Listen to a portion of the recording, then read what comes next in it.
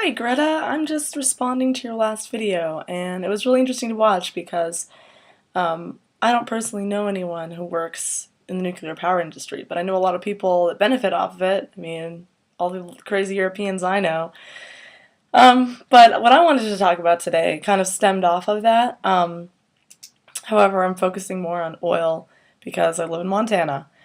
And I just came back from a week-long trip in around Lewistown, Montana, which is very different than the rest of the world. And coming back, I always feel a little bit of culture shock. Um, it's just so different than anywhere else in the world.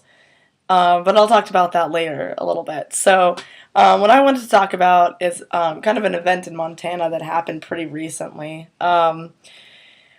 We have quite a few rivers in Montana that are really, really beautiful and awesome and fun, and people get a lot of enjoyment. And not only that, but there's a huge amount of economic benefit to the community because I don't know if you know about this, but it's pretty common that guide workers make an insane amount of money off of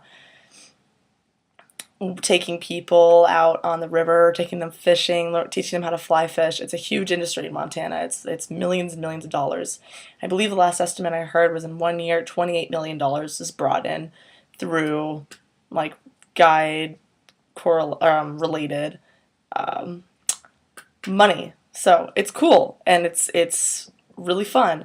So recently there was an oil spill over in the Yellowstone of all places, and that's because there's a pipeline that runs under the river, and it kind of starts near Billings and it goes through south central Montana.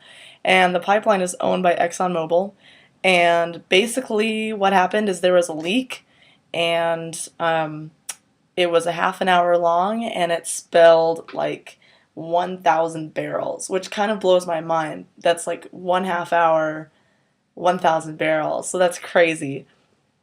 And it really fouled up the river. They had to close parts of it off, and it was a really strange reaction in Montana that I personally experienced. I feel like half of the time people either were enraged about it because it's their river, and that stuff's really personal to us here, as I'm sure it is in other parts of the world. It creates local identity. And then there was another part of the population that like didn't seem to care. So I kind of wanted to discuss that kind of sentiment in Montana because I experienced that a lot this last week when I was in Lewistown and the surrounding areas. And Greta, you talked about like who has environmental rights, and like that's what I'm studying. I'm studying international law. It's pretty exciting. But everyone has environmental rights to whatever resource, and the environment is something that has to be protected and taken care of by everyone, even people who don't want to. And that's why legislation needs to get passed to protect it, because it's not just going to affect the people who want clean water or don't want a nuclear power plant in their area dumping toxic waste into their river, which is extremely common in Europe, by the way. We couldn't go swimming half the time when we were in France because the rivers were so bad, and it's pretty sad. So it's not just those people. It's everyone. I mean, it's extremely important, and I just am thinking about in particular like the Libby mines in Montana, and that was such a bad thing because I mean it was illegal in Europe, I believe, 70 years before asbestos was. For those of you who don't know about the Libby mines, that's what they mined because at the time it seemed like this wonderful cheap insulation, and it's found all over the United States. That's where all of the court trials from 9/11 come from, because it's argued that there's asbestos used as insulation throughout the towers, and that it just unleashed like insane amounts of health problems along for the residents. So like it's a big deal. And the people that mine there, they didn't know and were never told. Um, and the research was all controlled. And by the company, which is pretty scary. You have, then that's another digression. But so the people ended up paying the price for it.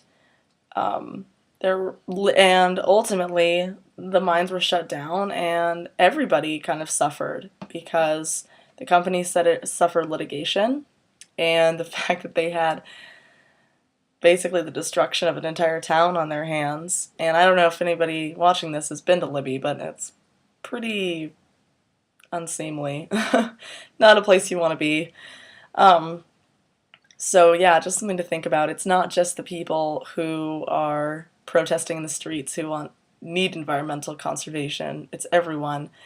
And that's another part of it I wanted to talk about is the economic part of the environment. Pretty much the only way that the environment will be protected is if there's a way to make money off of it, as all people who work in conservation know. Um, and that's just a really interesting concept, but it also is cool because it brings us such strong um, quality of life, which is something that after the court case between Disney and basically the preemptive um, Earth Justice kind of brought up is that well-being and enjoyment are economic standing in a case. And so that's pretty cool. That just gives value and legitimacy to all of us who can't put a price tag on what that camping trip or our clean water or our beautiful mountains or whatever it is give us. So yeah, that's just one thing I want to talk about. And the last part of it is in my time in eastern Montana, it was really interesting because we were on the Missouri, which is a national monument, for a week, and I care a lot about preserving it and taking care of the river, and I'm extremely grateful that we got to go. And the people I was with, and not to be rude or anything, they identify themselves under this, but they identify themselves as like back neck of the woods hicks a little bit. And we'd go hiking in some really awesome areas with some like natural monuments and some really cool things, and they would just kind of like treat it very callously. And I think part of it is because most of them have grown up around that stuff their entire life, going camping and hunting and fishing, and so it's not as valuable to someone who comes from a big city. Not that I do, but I'm just saying from stories I've heard and personal accounts of people who will come out here. And in Montana, we're really lucky because we have a ton of our natural resources still really perfectly intact. And I think that's for quite a few different reasons, but most of it is that we're still pretty much an undeveloped state. Very small population, not a ton of industry. I mean, we have a little bit of oil, we've got a lot of timber, I guess, but yeah, it's not extreme. So, it is really interesting to be around these people all week because I would be running around, pulling their trash out of the river that they would throw in it, and they'd all be laughing at me. Or, I'd be like, guys, don't rub your hands along the sandstone in this awesome place that we hiked up to because it breaks it down. And they'd be like, well, that doesn't make any sense. Screw you. Like, So, all in all, it was just pretty frustrating, but really eye-opening. I guess it just goes back to that classic phrase, you never know what you got till it's gone. So anyways, enough of my self-righteous environmental ranting, but my tidbit for the week, I am, in response to your question, I'd have to say I'm a Swainson's hawk all the way. And what bird are you? My tidbit for the week is I've been reading 3 Cups of Tea by Greg Mortensen, and he's a local Bozeman resident, just keeping along the lines of all this local stuff that's going on.